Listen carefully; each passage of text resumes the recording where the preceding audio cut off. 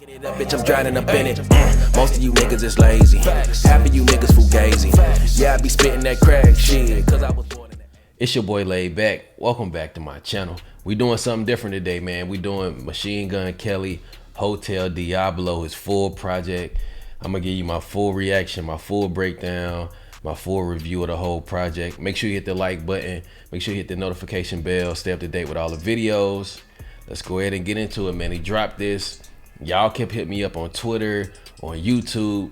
So I'm gonna give y'all a brief review of the album and what I think about it. So the first track was Sex Drive. It was just an instrumental pretty much. It wasn't no lyrics on it or nothing like that. So it was just an instrumental. So the second joint was El Diablo. I've done a reaction to El Diablo. You can go check it out. I'll let you know what I think about it in that reaction. Also, track 3, Hollywood Whore.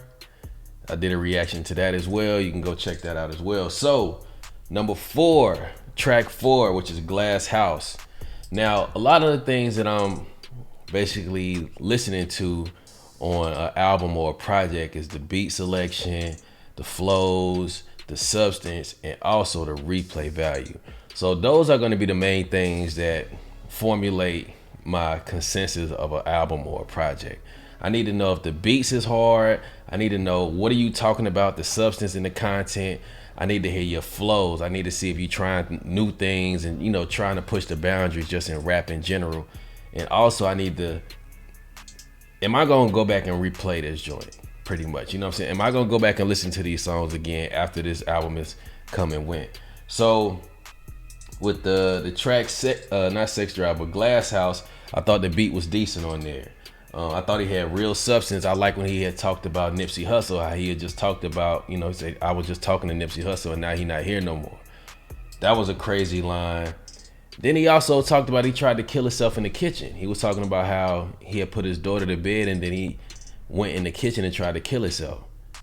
And so that was just an eye-opener for me. Like, whoa, like, basically on this whole project, MGK is talking a lot about personal things, family, talking a lot about just, you know, the stuff that he deals with, fame. A lot of that stuff is just a running theme throughout the whole album. So but the Glass House, I thought it was a pretty decent record, you know what I'm saying? I thought it was probably like a 3.5 out of 5, you know what I'm saying? It was pretty decent. Then we get into Burning Memories featuring Little Skies. And also I thought, you know, this song right here was another deep one. He talking about his mother on this one, you know what I'm saying? I thought how he opened it up talking about his mom was, it catches your attention as soon as you hear what he's saying, you know what I'm saying? Like talking about his mom, and then it's also talking about how he was doing acid, trying to, like, you know, get that out of his system with the whole dealing with his mom situation. So he talks about drug use a lot in this record. But the beat flip though, towards the end of the track, the beat flip was crazy. Now Little Skies, I'm not too familiar with his music at all, but Little Skies was on this record, and for me, he didn't do anything for me on this record. It was just a feature. He didn't do anything spectacular for me to be like, I want to go check his music out. He just did all right. He didn't, to me, he didn't add anything spectacular to the record. The best part about this joint was the beat flip at the end and the old school sample when they brought that in. Super crazy, super crazy. So we're gonna go ahead and get into a message from The Count. That was just a skit, really, you know what I'm saying? So you can just skip that one. Floor 13. Now that was a smoker on there. I like Floor 13. I just did a reaction to it. You can go check that out as well. Floor 13. I think he took a shot at Eminem with the kill shot reference. And like I said in my reaction, I respect MGK because he's not afraid to go at Eminem. You know what I mean? And a lot of people, he called out a lot of people in Kamikaze, and a lot of people didn't stand up and want that smoke. So we get into one of my favorite records, or my favorite record on this album, Roulette. Beat hard, flow crazy. You know what I'm saying? Like, this is my favorite track on the project. Roulette is my favorite, hands down. He delivered on this one. The production was dope on it. His flow was crazy on it. He was really rapping on this one. It also made me think about, you know what I'm saying, like how many times he gonna play with death. You know what I'm saying? Because he talks about death a lot in this project. He said, how many times you gonna play with death before you 30? And he also brought his mom up again, like becoming a man without no mother, like they kind of messed him up. He talks about foster care. He talks about a lot of different things, but death and drugs is the two things that run through this album.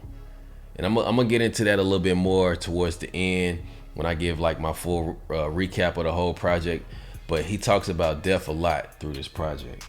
So Truck Norris was just an interlude. They were just talking, kicking the shit. Death in My Pocket. Like I said, death is a running theme throughout this whole thing. So Death in My Pocket, the beat was cool.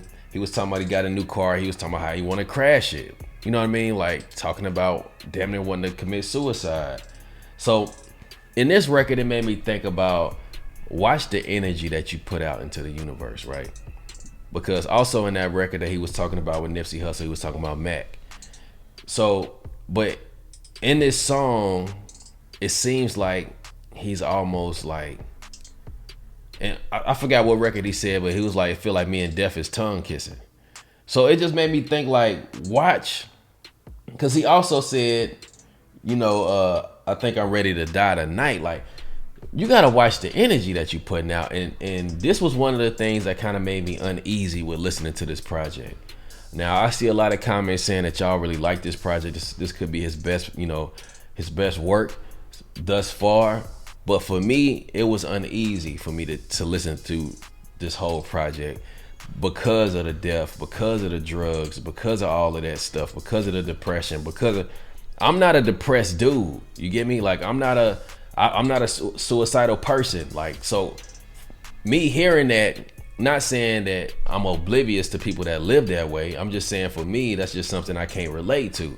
So when me listening to these songs and his music, it kind of like, it's cringy. You know what I'm saying? It's cringy. And to hear somebody keep evoking death almost and taunting it, it's like, you got to really be careful with the energy that you put out, man. The next record was Candy with Trippy Red. The beat was cool, talking about drug use, talking about running from fame. You know what I mean? He talks about that a lot too in this project, how fame, he really not a big fan of it. But in this one, I like when Trippy Red came in on this record. Trippy Red, when he came in, his voice really cut through. He really sounded good on it. I don't think he really added too much to the song, but I did like the texture of his voice, and when he came in, you could definitely tell it was a shift in the energy. So, you know what I'm saying? Shout out to him. That don't make me want to go check out more of his music though, but you know, his voice did add something to the record, basically is what I'm saying. So Waste Love, the beat was dope. He's talking about bad decisions. He's talking about being wasted a lot. Like, he's talking about more drug use, being better at decision making with being in these relationships. And we all know that we probably all can be better when it comes to decision making in relationships. He got this record called 53666 featuring Film. The beat was cool. In this record, he talking about demons, how he talked to demons, and you know what I'm saying, in his mind. He say he fed up with the smoke and mirrors, also talking about, you know, the fame again. Like he not really into that. And so I Think I'm Okay is the last record on the project, and I did a reaction to that one as well. So if I had to rate this project a 1 out of 10, for me personally, I'm gonna give it a 7 out of 10. Now, the production on it was solid. It wasn't stellar. It wasn't stellar beats. The beats wasn't phenomenal. It was good beats. It was good, you know, good beats. The flows, he pulled out some flows here and there. The flows was cool. The substance, very real substance. You can tell he's speaking from a real place. He's speaking his truth. You can tell that for sure. But like I said, for me, man, I just can't get with the death theme. I can't get with it. I can't get with the death theme. I can't get with the drug usage. I can't get with that. So for me personally, that's something that's not gonna pull me into, you know, your music or whatever. Like, but I do think this was better than the Binge EP. The Binge EP, I don't know what he was thinking. Maybe he was on the drugs that he was talking about in this record when he was doing that. But like I said, I'm gonna give this a 7 out of 10. So as far as the replay value, it's not high for me. He got a couple records on there that I do like and I do enjoy. Like I said, Roulette is my favorite on there. But as far as the replay value, it's not high for me. Just for a lot of the reasons of the substance abuse and the death. I don't want to keep hearing about that stuff. I don't even want that energy around me constantly listening to that. So that's just me personally. Y'all wanted my full reaction. Y'all wanted my full review on it. I think it's a solid project. And I know it's a lot of people that deal with the same thing that MGK talks about in this project, and a lot of people can relate to it. But I'm not gonna be fake and act like I have these issues and like be a part of this sad, because a lot of artists sometimes I feel like, and people is trying to get on this wave of mental health and stuff like that. Not saying that this is what MGK is doing, but I think a lot of people are seeing that being a trendy thing and thinking like, okay, well shoot, I'm just gonna be a part of it. Not me. Like, what I'm saying? The music itself was cool. The substance was cool. I wasn't blown away. Now he got some flows in there that kind of, it took me there like, yo, this shit was hard. Like when he was spitting, on Roulette, that was crazy. But it wasn't enough of that to have me label this a stellar project. You get me? Like it wasn't enough great beats to make it a stellar project. And for me, I think it was a very personal project from MGK. I think it's very bold of him to even, let fans and listeners into his world when it comes to what he's been through as far as, foster care and, his mom, how he views his mom and, drugs and how he deals with somebody, how he's running away from fame and how he wasn't getting booked a lot. And, just it's a very personal album. If you a MGK fan, I'm pretty sure you love this just because of how personal he gets with this project, and he's not afraid of his truth. That's something that I do like about this project, man. So y'all let me know what y'all think, man. If y'all had to rate this album on a 1 to 10, y'all let me know what y'all think. Like I said, I'm gonna give it a 7. It's a solid, 7. That's my personal opinion on it. And you already know what it is, man. It's your boy Laid Back, self-love and positivity. Until next time, Fire Squad, I got you. Hey, pow.